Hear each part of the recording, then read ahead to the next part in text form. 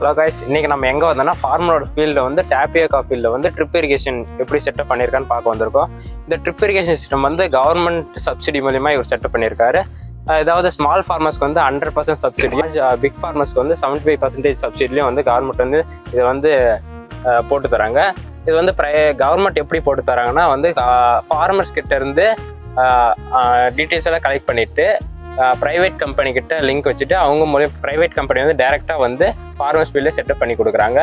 இந்த drip irrigation வந்து என்னென்ன சிஸ்டம் இருக்குன்னா வந்து அட்வான்டேஜ் என்னென்னா வந்து லார்ஜ் ஏரியா வந்து ஈஸியாக நம்ம கவர் பண்ணிடலாம். டைரெக்டாக பிளான்ட்டோட ரூட் ஜோனுக்கே வந்து வாட்டரை வந்து டெலிவரி பண்ணிடலாம்.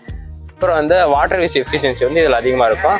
அடுத்து வந்து இதில் என்னென்ன பார்ட்ஸ் இருக்குன்னா வந்து 2 ஃபில்டர் இருக்குது, primary filter, secondary filter. Primary filter வந்து சாண்ட் பெட் இருக்கும், அது மூலயமா வந்து வாட்டர் ஃபில்டர் பண்ணி இதாகும்.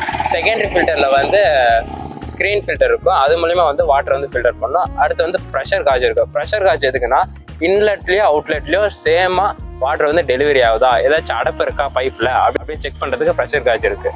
தேங்க்யூ.